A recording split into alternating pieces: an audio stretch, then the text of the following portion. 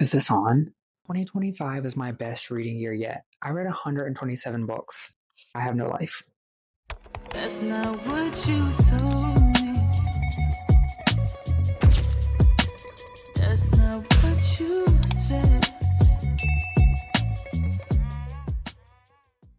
Welcome to my first ever YouTube video.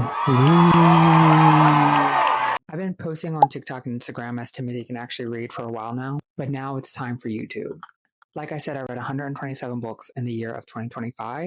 I'm going through all 127 books that I read last year. I started the year off kind of rough. I started with Pumpkin Spice Cafe. This is a Hallmark movie. This is about a girl who needs something more in her life. Her aunt leaves her a pumpkin spice cafe. So she goes to the small town and let's just say there's a pumpkin farmer. It wasn't my cup of tea. These Deadly Prophecies. This is about a girl who's an apprentice for a very powerful sorcerer, and he's been saying that he's going to die forever. He's been predicting his death forever, saying there's a prophecy. But one day, he actually does, and it's kind of gory. And she finds herself in the middle of it, trying to figure out how this happened. The Nightmare Before Christmas by Sarah Rosh. This is the Prince of Christmas and the Prince of Halloween in a competition for the hand in marriage of the Princess of Easter. However, the guys are into each other, and it's spicy and it's good. There are some parts though that are wild, like when the Prince of Halloween, finishes, Halloween decorations pop out. Don't understand it, I'd be terrified. Next, I read The Midnight Feast. This is about a woman who owns this manor on a coastal island, and so she sets up this big retreat, and it's opening weekend, everyone's there. With the foreshadowing in this, we find out the manor was caught on fire and they find a body. It's multiple perspective. It is a really nice, it does have a good twist. Medusa's sisters. This is the tragic story of Medusa told by the perspective of her sisters, Steno and Euryale. This is a very good reimagining of the tragic story of Medusa. Honestly, one of my favorite books of the year. The Boyfriend by Frida McFadden. A girl's best friend is brutally murdered by a mystery man who she's told by her friend is a doctor. She randomly meets a mysterious doctor that she knows really nothing about, and things kick off with him. Baby girl isn't good at math. Gwen and Art are not in love. This is like a King Arthur retelling. Now we have Gwen and Arthur who are betrothed their whole life. However, Arthur is more into Gwen's brother, and Gwen is more into the only female knight in the Kingdom of Camelot. There's a second one coming out. I read Dracula by Bram Stoker. This is a classic. It reads like a classic. Did I enjoy it? I don't know. I felt like I was reading a classic, which I feel like when you read a classic, it's a very different experience. This is obviously, if you know about Dracula, Dracula is a vampire. You have Jonathan Harker. He goes to Dracula's castle to help him with real estate, but things are getting weird. And then basically this is about Dracula bringing vampirism to America. While everyone's trying to hunt him down, you never find him. I never knew that you barely ever see Dracula in the book Dracula. Ace of Spades. This is basically Gossip Girl meets Pretty Little Liars meets the movie. The twist is disgusting, but it was still good nonetheless. It makes you really reflect on the country we live in. And it makes you think, like, what is going on that I'm not knowing about? I then read every book that's currently out in the Empyrean series by your Rebecca Yarros. Fourth Wing and Iron Flame were a reread. I wanted to reread it before Onyx Storm. This is the Enemies to Lover romantasy set at a Dragon War College. Our FMC has trained her whole life to become a scribe, but then her mother makes her go to the War Academy, which is a recipe for disaster because she's really weak with weak joints. However, when she gets there, she finds out that she has to work side by side by Xaden Rhee Orson. Her mother is the reason for his father's death, and she blames his father for the death of her brother. So tensions are high. They immediately hate each other. She's told to stay away because he might unalive her. If you've ever wondered what it was like to use lightning as a smexy tool, I then read The Brightness Between Us. This actually comes after The Darkness Outside Us, which is a MMYA sci-fi story. Now, the twist in that was so good. It's about two men from opposing countries. They're both sent into space on this rocket ship. They first wake up and they're confused about what's going on. Crazy things keep happening, but along the lines, connections are meant. This is everything that happens after that. I can't say much without spoiling it, but it has to do with parenthood and how hard it is and building new. Blood of Hercules by Jasmine Moss. This one was so hyped. I had to read it. This is a girl who is basically homeless. She goes to take this test that everyone takes to become, so that she can make something with her life. However, in order to do that, they test her blood. When they test her blood, they find out she has Spartan blood. So then she must go to a Spartan War Academy where there are 4 men out to get her. We have Achilles and Patroclus. They're teaming up. They're the dynamic duo that have been bullying her, but also are weirdly protective of her. You have the Ferryman of Death, Karen, and Augustus, who is the son of war, and her professor, also gunning for her. She has a pet snake. They describe her as dirty the whole time. I was really iffy about it because I do not like when people mess with Greek mythology and twist it all up. And they did that in that. I do want to read the second one. I just haven't gotten it yet. Because after everything that happened in the end of that one, how many at once is all I've got to say. Legends and Lattes is basically all about what happens after the war and all the warriors finally succeed. We have an orc who goes to a small town to start a coffee shop. This is a sapphic, cozy fantasy. Everyone loves it. It just wasn't for me. It was a little too cozy. A Studying Drowning. This is about a girl who goes to a university where she is dying to become a literature student. However, they don't allow women, so she has to become an architect student. Her favorite author's son puts out a statement saying that he is looking for someone to redesign their manor. Come to find out, she gets chosen for it. In order to prepare, she goes to the library, looks up all the information she can possibly find on it, but everything is checked out by a man she's never heard of. Immediately hates him. Just the name alone, hates him. She goes to the manor to work. Who is there working as well? That man. Weird things start happening. The magic in it is so interesting. It's there, but it's not. This town they are in is so flooded that the basement is always flooded completely. The house is falling apart. The sun is so creepy. Very interesting. Dark academia. The stars are dying. This is about a girl who's basically captive her whole life by this man. She doesn't remember her early life. However, she hears this man night in her head all the time that she talks to. She doesn't know where he is, never seen him, but he helps her out a lot. She finally escapes and with her friend decides to enter this competition where if you win, your city gets protected by vampires for I think like a century or something. Vampires. I just said that, but I don't really remember too much about it. I am going to reread it and continue the series though. Immortal Dark by Tigis Girma is one of the best dark academia books I ever read. This is West African vampires. We have Kadan, our FMC, finds out she has to go to this university. She comes from a community where there's all these houses, all these wealthy families own these houses. Each house is bonded to a vampire. Now, everyone from her family is gone, except for her and her sister who is missing, and she's been looking for a year. She was told her sister went missing because of her family's vampire, Susanoo Sagat.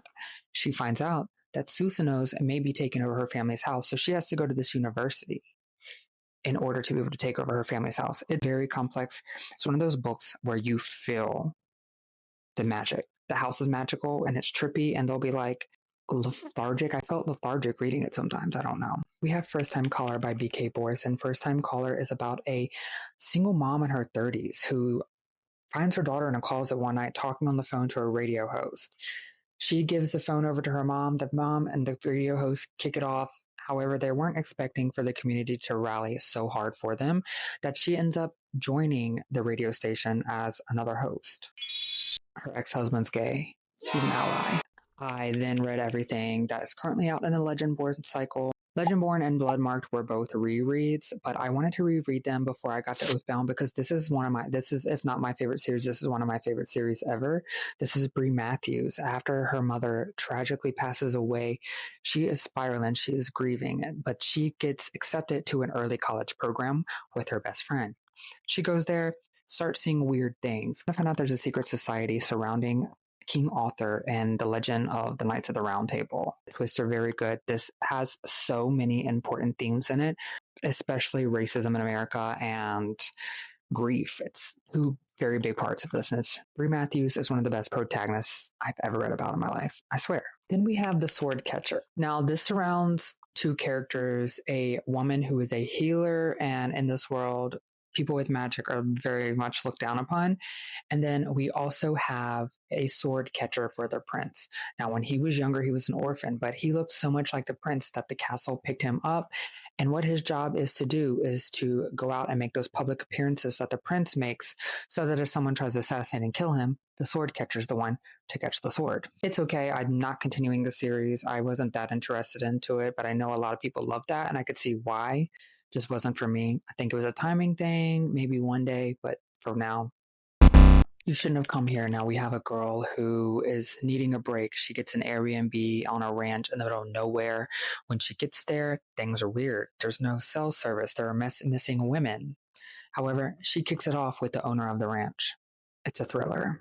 The twist was okay, but I did see it coming. The Muse. This is a Disney book. This is the backstory of the muses from Disney's Hercules. They're honestly one of the best parts of Hercules. They really are. Scarred.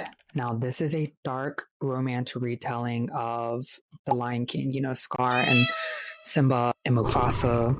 Yes, this is really good. It's very spicy. It's about a girl who's getting married to this king. However, the king's brother is secretly running a rebellion against him. Yeah, but the girl's into that. The girl's into that. I liked it.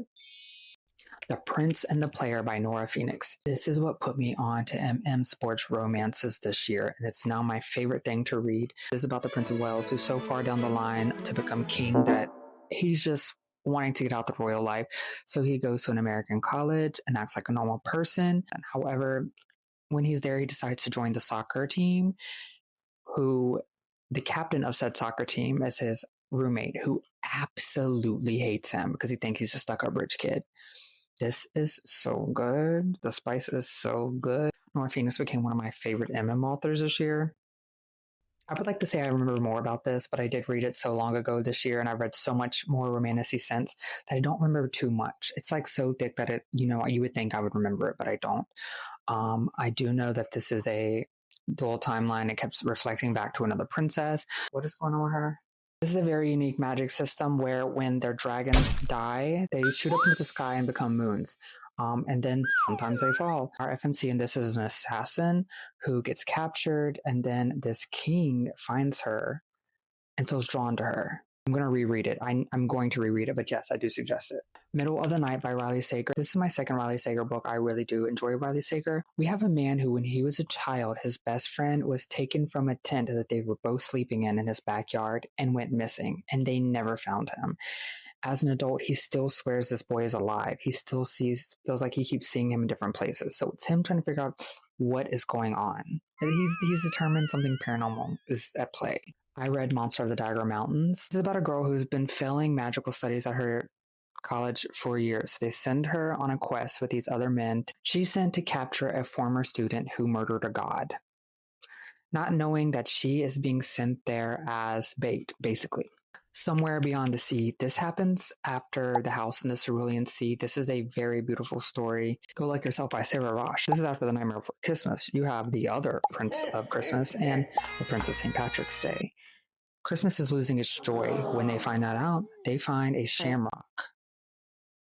However, the Prince of St. Patrick's Day is this man who's just angry but like sexy. Spicy and it's good. The Life Impossible was one of the worst books I read this year, and I hate to say that. I don't want to. Reading is subjective. However, I really, really could not even tell you what this was really about. I think it was a woman who was bored with her life and her friend died, so she left her house. So then she goes to the island. I think it's like Ibiza or something like that is where it's at. And when she gets there, there's like this like thing in the middle of the ocean that makes her powerful in some way, like she can read minds or something. I don't know. It did not make sense to me. It was very stupid. I don't know how we got where we were. The Craft by Frida McFadden was also as disappointing. I don't like the pregnancy trope, and I don't like when people use women's pregnancies as, like something bad. A pregnant girl, Rex, rescued by a man. His wife is hiding her in the basement because she is determined to steal this girl's baby. It is a thriller. It is it just made me so angry. The outcome was not what we needed. The outcome was so bad. Darkly. This is about a legendary game designer who dies. A girl enters a competition with a bunch of other people in order to win the business, something like that. A Fall of Ruin and Wrath. It's about a girl who has premonitions, and then it leads her to rescue a prince, and then yada yada yada. I do not remember what happened. I'm not going to continue the series. Book of Azrael is so good. The FMC in this is literally a centuries-old bloodthirsty monster. She's doing everything to protect her sister. Now her sister is missing and she is determined to figure it out. However, there is this powerful being that's being sent down to destroy her. Yeah, enemies to lovers. Spicy Diana is such a bad. She is a bad. Deep In by Ali Hazelwood, the collegiate swimmer and a collegiate diver, both in a situationship where they're really into being dominant and submissive. I'm obsessed with Lucas. And they were roommates. About a trans man who goes to a boarding school for smart kids.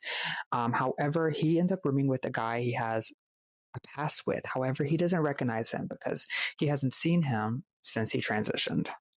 It's cute. I do enjoy the queer representation and what you get out of it as far as that goes. Vesuvius. This is a queer story about the days leading up to the eruption of Pompeii and two boys trying to figure out a way to survive. A Feet Inked in Blood. This is based on Norse mythology. This is a woman who is married to an abusive god. She kills him, but in the process reveals her hidden powers. The Jarl of her territory decides he needs to marry her because he's determined to be the reason the world changes. Don't Let the Forest In. This is botanical horror. This is about a boy who goes to a boarding school. He's obsessed with his roommate. One night his roommate is not in his bed. He follows him outside. Come to find out he's fighting monsters. Now, the roommate and him are both a writer and an artist. These monsters were created by them, and they're trying to figure out what's going on before they destroy everyone they care about. The twist is twisting in that it's so good. With a Vengeance by Riley Sager. This is about a girl who invites all these people who are the reason for her family's downfall onto a train. And she's trying to make them confess before they get to their destination where they will be arrested. However, people start getting murdered. Ariadne. Yes, read this. This is a Greek mythology retelling about Ariadne. You know, the Minotaur was killed by Theseus. No one really talks about the Minotaur's sister, Ariadne, who helped Theseus kill the Minotaur. And then when he said he was going to rescue her, he abandoned her on an island, and just shows how terrible these Greek heroes really are. The term hero is very subjective. I then have Canto Contigo. This is about a boy who is a very talented mariachi singer. He's going to a musical school where he thinks he's going to be the leader of the mariachi band. He gets there, however. The leader of the mariachi band is this trans man he has a past with. He's jealous and he's determined to take it from him. There's a little rival situation in it. I love anything that author writes. A Dark and Drowning Tide. This is a sapphic fantasy romance about a girl who is on this expedition for this magical spring with a bunch of royals. However, her mentor is murdered on this boat, and she's determined to figure out who murdered her. She must team up with one of her rivals, who has irritated her since the beginning. Silver Elite, a dystopian world where people have powers that are forbidden, and when they use their powers, their veins turn silver. However, when our FMC uses her powers, her veins don't turn silver. Now she must infiltrate the enemy. However, the enemy has a hot sun. Caught Up, this is a book that follows Lights Out. It follows a cam girl and a mafia boss's son. When the Tides Held the Moon, this is The Greatest Showman meets The Shape of Water. This is about a Puerto Rican man designs this powerful tank for the sideshow on Coney Island that he starts working out, not knowing they're capturing a merman. Him and that merman have such a deep connection. No one in this world will ever be connected the way those characters were. I read both Lore of the Wilds and Lore of the Tides this year. So good. One of my favorite books. Obsessed with this. Met the author, worked with the author. This follows a human girl in a world ruled by Fae. The Fae come and take her after a natural disaster in her city. They tell her they need her to enter this enchanted library that none of them have been able to enter for centuries. She can enter it. She discovers things, twists. Also, there's a little love triangle. You have one man named Asher with horns, and then you have another Fae, Findrel. I finished off the Emily Wilde series with The Map of Other Lands and The Compendium of Lost Tales. It's very whimsical, very fun. The main man in it is very crazy, but also you'd probably be into it, you know? Our FMC is obviously neurodivergent. She wrote an encyclopedia of fairies in the first book, obviously Encyclopedia of Fairies, and now this is everything she learns after it. I then read Infinity Alchemist. This is about a trans man who wants to practice alchemy. However, they won't allow him, so he does it secretly. This is okay. Really love the premise of it. A lot of people will love it. It has amazing reviews. Everyone else loves it. It just wasn't for me. You Found Oliver. Now, Oliver lost his best friend and continues to text his best friend's number because he was secretly in love with his best friend. However, one day someone responds. One Dark Window.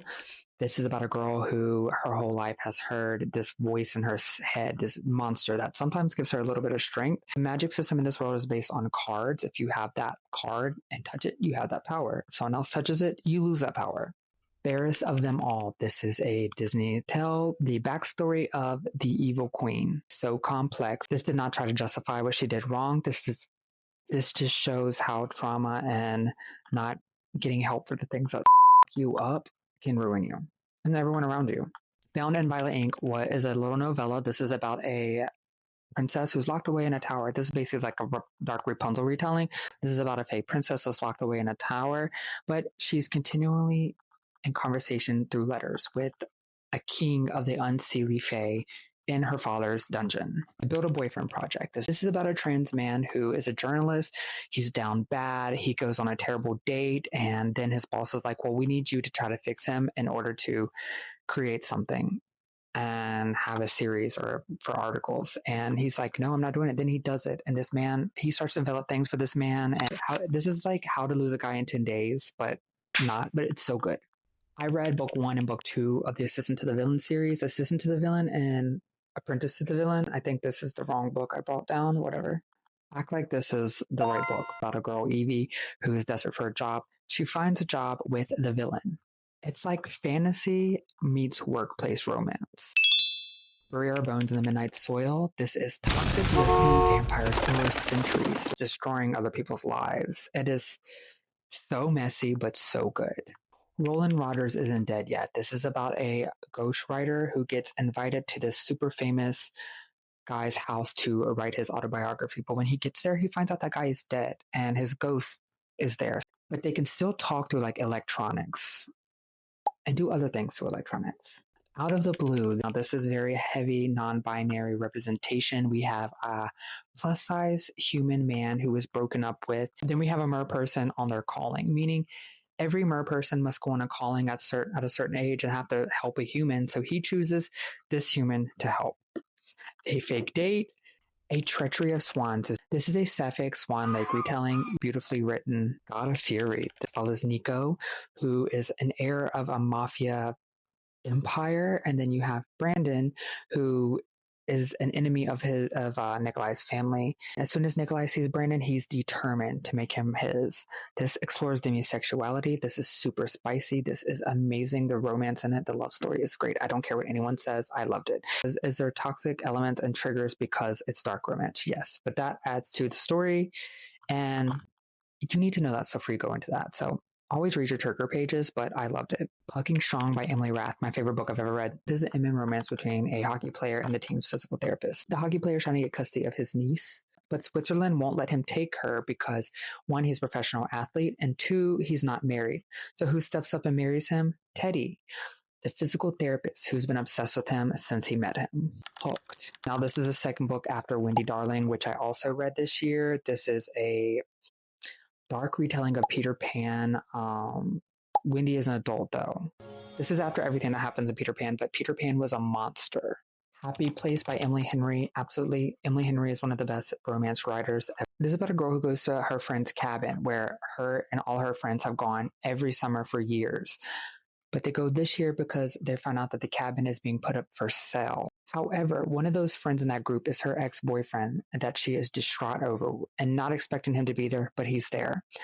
You get like a dual timeline of them first meeting versus where they're at now. This is so good. This explores grief. This heart-wrenching. It's good.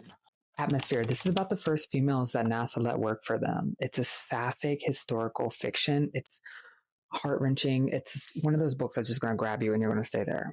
Beautiful Villain. This is a Great Gatsby retelling, but Gatsby is a vampire. It had to be him. This is an amazing book. This is a second chance romance. It's about a guy who gets told he's boring by his boyfriend. They break up. He goes to Italy to find himself. However, the only thing he finds is his high school crush, who he always thought was a straight man who was never going to, feel the same way. However, he finds out things are feeling the same way. I, Medusa. This is another Medusa retelling.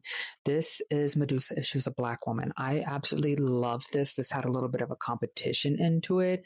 It had a different twist on the whole thing. And I love that when Medusa is a human, one of the biggest things and one of the qualities she really cares for and takes care of are her locks. Ironic because of the snakes. I then read every single book in the Crowns of Nyaxia series. This book starts with Serpents in the Wings of Night, which is Oriya, a human girl, entering a deadly vampire competition. She has to team up with this man who's determined to help her and to win himself. Definitely read it in the order that I suggested. Everything makes more sense. Definitely do not skip Slaying the Vampire Conqueror. It's very different types of vampires, but in the same world, and everyone ends up connecting. If it makes you happy, this is for the 90s baby. We have our FMC whose mom passed away. They own a bed and breakfast, so she goes to run it until her sister can come take over. However, the next door neighbor is a single dad who's determined to help her out. There's a dog in it. I love anything like that. Then we have Thirsty. Thirsty is an MM paranormal romance. We have a man who's a writer who is again down bad on his job. He has to move back to his hometown. The world just found out about paranormal beings, so he's determined to figure out things about them so that he can respond to all these like columns. And in order to do that, he finds a vampire who it just so happens to be one of his friend's ex-boyfriends. The vampire hates him already because he thinks he's responsible for them breaking up. Anyways, it's good. It's spicy. Blood Moon. This is literally Twilight if it had more than just white people in it. You have Mirabella, our FMC, and her dad is a sheriff. She goes to this university that she was accepted to, but she never signed up for. She's confused, but she's going to go anyways because this is a full ride. Weird things are happening. The Witch and the Vampire. This is a Sapphic Rapunzel retelling. One of our FMCs is a vampire who her mom has locked her away in a tower forever since she became a vampire. But her friend is a fire witch whose mom was murdered the day that her friend went missing by a vampire. Dragon by Midnight. This is a Cinderella retelling where at midnight she turns into a dragon. I will say this combines Aladdin because you have a man with the power of the genie determine how. I have a theory in dreaming. This comes after a study in drowning. It's very different. There's more focuses on the man, Preston. He's trying to get behind everything that's happening. As far as magic in their world, A Tempest of Ravens.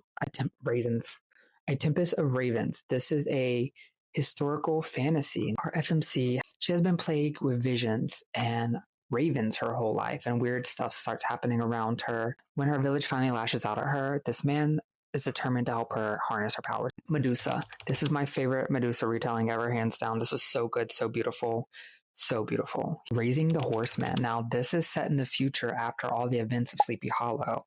This is the characters from that Katrina's ancestors. Her name is also Katrina. This is gay. This is sapphic. A Disney book that is a sapphic Headless Horseman retelling. My roommate is a vampire. This is about a girl who really needs an apartment. She finds a listing for $200 in one of the nicest areas ever and one of the nicest apartments ever. However, the apartment is very like old age looking, and she's like, is this a Victorian man running this house? Come to find out, this man is a vampire who has been in a coma. Now he's a human to help her figure out how to be a human in modern society. Trust of the Emerald Sea. This is about a girl who lives on this island in this world where there are 12 moons. Each moon is covered in spores. Those spores fall down, creating oceans. Those oceans of spores, if touched by water, do crazy things. She stows away on a ship to leave her island. She's determined to find her missing friend. Interesting, very beautiful world building. This is a very interesting point of view, and then also a good twist, I would say. What the River Knows, about a girl who has to go from Argentina to Alexandria, Egypt, because her parents went missing. So she's determined to figure out what happened to them. Come to find out, they were researching Cleopatra's tomb. This year, I read the entire Divergent series. I've never read Divergent, so I got to read it for the first time as an adult. Dystopian world split into factions. When you're 16, you choose a faction. Once you choose your faction over blood. Our FMC, she goes to get tested, finds out she is divergent. She qualifies for more than just one faction. The world doesn't like that, so she has to cover it up. So she decides to join the deadliest faction there is because she knows she's smart. And Tame Our Rival Wizards by Sarah Rashi is another one of her romances. It's about two wizards who are competing for this grant. Both get it. They have to work together. Under lock and key, a girl goes to Scotland after her father's death to rekindle with his family. She ends up meeting this guy who's very mysterious. Come to find out, he is a Loch Ness Monster at night. Literally the Loch Ness Monster. If you ever wanted to know what it's like to have the Loch Ness Monster inside of you, Heated Rivalry Girl. This is a MM hockey romance. The show, you've probably seen it. Let's face it. If you're in the book world, you know. This is about a Canadian hockey player and a Russian hockey player, both in a secret situationship over a 10-year span. So I read the Cursed Crown duology. This is about a czar who's on the run because his husband unalived himself to resurrect as an immortal being and now is creating demons and has taken over as czar. However, the old czar's spy master is determined to infiltrate to destroy the ex-husband. Sally's Lament. This is a Disney twisted tale where imagine if Sally was the one to discover Christmas Town. Very cute and very good for Christmas time. I did a reread of The Invisible Life of Addie LaRue. I read it forever ago. I did not like it. It put me in a reading slump.